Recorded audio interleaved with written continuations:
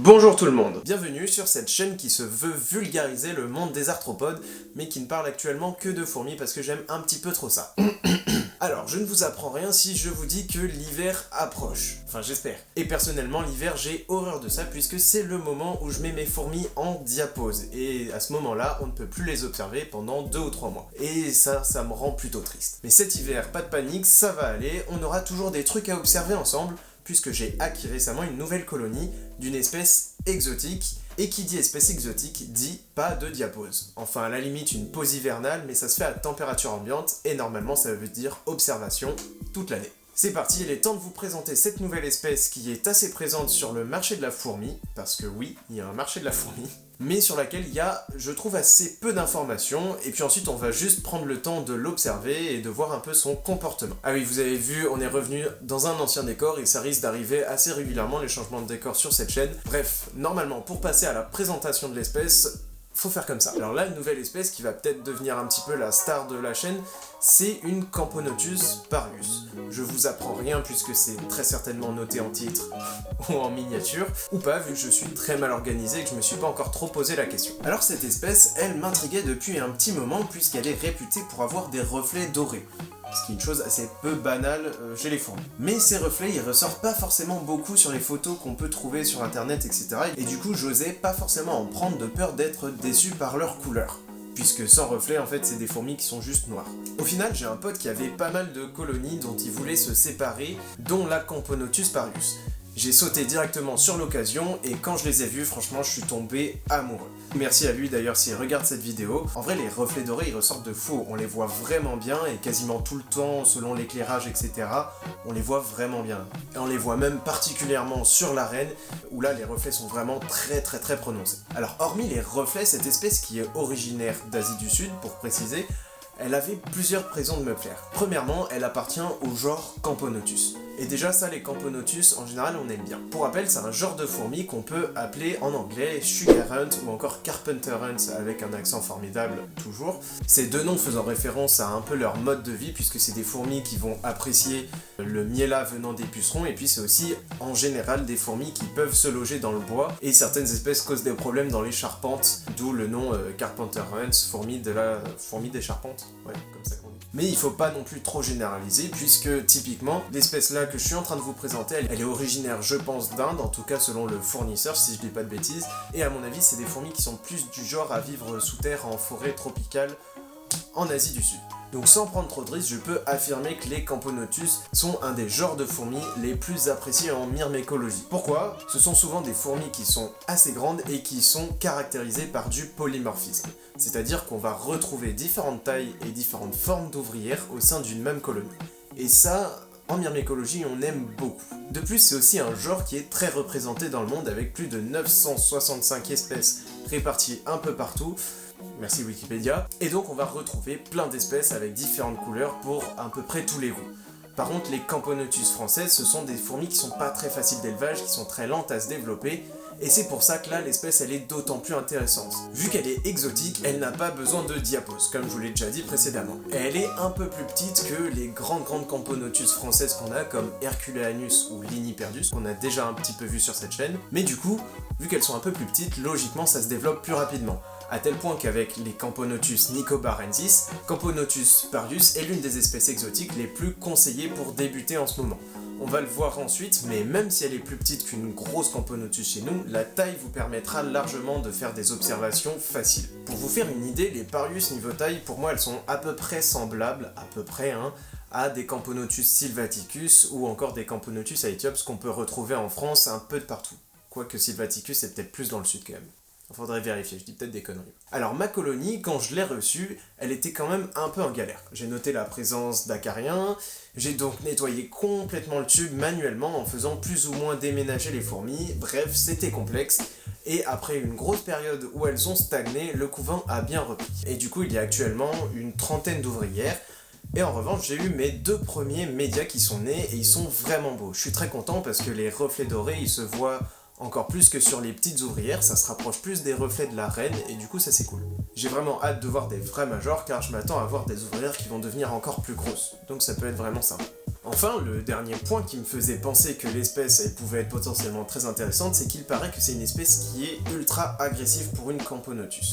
Une Camponotus, de manière générale, malgré leur taille, c'est des fourmis qui sont assez discrètes, qui vont pas forcément super bien se défendre, qui sont pas des chasseuses comme des Formica ou un truc comme ça, même si elles vont quand même récupérer et manger des insectes, mais elles vont préférer les insectes morts en gros. Tandis que la Camponotus purus, tout le monde dit que c'est une fourmi qui n'hésite pas à se défendre, à attaquer si elle est dérangée. Du coup, je suppose qu'il en va de même pour la chasse, il y a vraiment moyen que ce soit une espèce assez agressive qui se mette à chasser des insectes vivants, et ça, niveau observation, c'est quand même ultra intéressant. C'est donc ce qu'on va observer maintenant ensemble. J'ai envie de tenter un truc pour la première fois avec vous. Nourrir cette nouvelle espèce avec des proies vivantes et observer le comportement de chasse. En temps normal, c'est des fourmis que je vais nourrir avec, par exemple, des vers de farine qui ont été congelés au préalable, et donc elles viennent directement se nourrir sur les carcasses des insectes morts, puis ils vont laisser ensuite les déchets sur place sans s'en préoccuper, comme si elles faisaient un peu de la récup quoi au final. Aujourd'hui, on va donc essayer de les nourrir avec des drosophiles aptères, donc normalement on va pouvoir observer les Camponotus chasser et courir après ces petites bêtes, ce qui va pouvoir être assez intéressant. Peut-être même qu'avec un peu de chance, on va pouvoir les voir les chasser et les ramener sur le couvain pour nourrir directement la colonie, et ça, en vrai, ça peut être cool. Donc on va voir tout simplement ce qu'on peut observer. Alors bougez pas. Hop là, la magie. Voici le fameux setup. Ah oui, et par contre, je vais avoir besoin de ça. Hop là, on se retrouve dans l'aire de chasse dans laquelle est disposé un tube à essai classique, du substrat et un abreuvoir.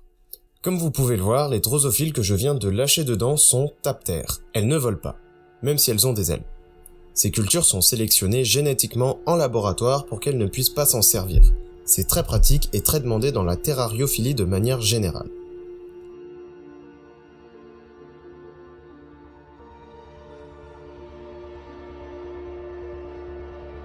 Les ouvrières s'aperçoivent vite de la présence de proies dans l'aire de chasse, et elles s'agitent.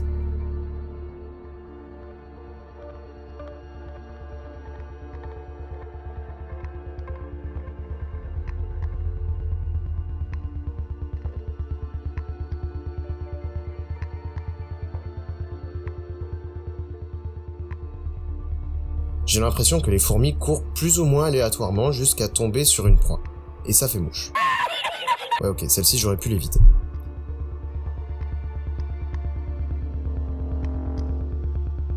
Visiblement, les Camponotus purus n'ont pas volé leur réputation.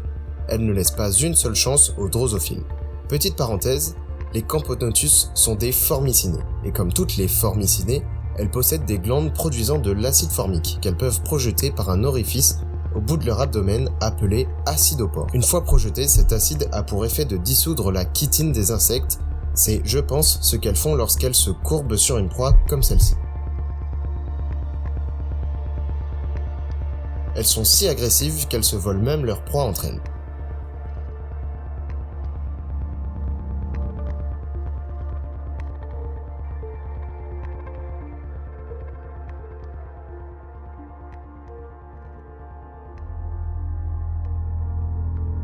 Assez rapidement, les premières drosophiles sont ramenées au nid, parfois encore vivantes. Le trophée de chasse s'agrandit.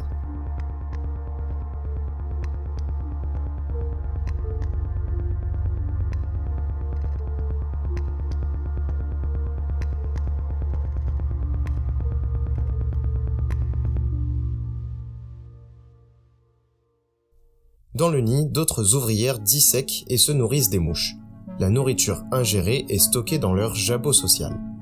Une sorte de deuxième estomac pour la communauté que toutes les fourmis de cette espèce possèdent et qui permet de régurgiter la nourriture stockée pour l'échanger aux autres ouvrières par un bouche à bouche appelé trophalaxie. Ainsi, le nombre de trophalaxies augmente après la chasse. Les ouvrières se répartissent les ressources. Les deux médias ou majors reçoivent souvent des trophalaxies. Je pense qu'ils ont un rôle de réserve pour la colonie. Leurs gastres sont beaucoup plus grands et ils sont très dilatés par la nourriture qu'ils viennent de recevoir. C'est une physogastrie.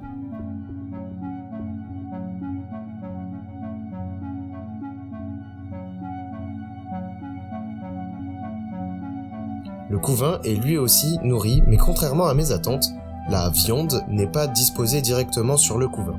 C'est les ouvrières bien nourries qui viennent à leur tour nourrir leurs petites sœurs par trophalaxie.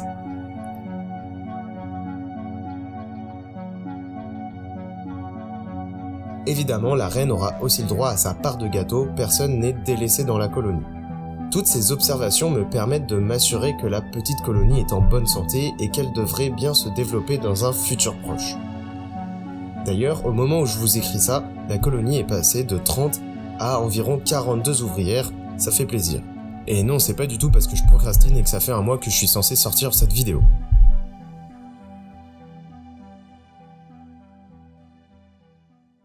Je vous propose qu'on s'arrête là pour la partie observation, enfin en fait vous avez pas trop le choix. J'espère que la colonie va bien grandir, à vrai dire c'est une espèce qui est censée être très populeuse, donc si vous voulez voir ce que peut donner une colonie quasi mature, je vous conseille d'aller voir les vidéos de Juhant, qui a juste des colonies mais incroyables et vraiment de grande taille.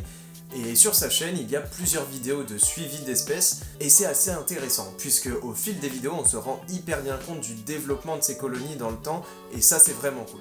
Donc si vous êtes curieux, n'hésitez pas, je mettrai le lien de la chaîne en description pour ceux qui connaissent pas. C'est vraiment un gars qui est passionné, qui a un contenu de malade parce qu'il a l'air d'avoir vraiment une expérience de fou dans le milieu. Donc je pense que c'est vraiment des vidéos qui sont hyper bien pour typiquement quelqu'un qui veut se lancer dans la myrmécologie. Là vous avez vraiment un contenu de fou avec un gars plein d'expérience qui va être passionné par son sujet. Donc franchement, si ça vous intéresse, foncez sur sa chaîne. Bon, j'espère que ma colonie arrivera un jour à la taille de celle de Jus en tout cas.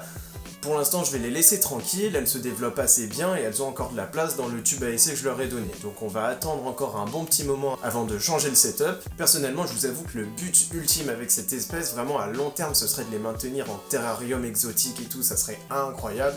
Mais il va falloir être très patient et attendre au moins 500, peut-être même le premier millier d'ouvrières avant de donner un vrai terra. Sinon, là en soi, je peux les mettre en terrarium, juste on verra quasiment rien, très peu d'ouvrières vont sortir et ça va être très peu intéressant.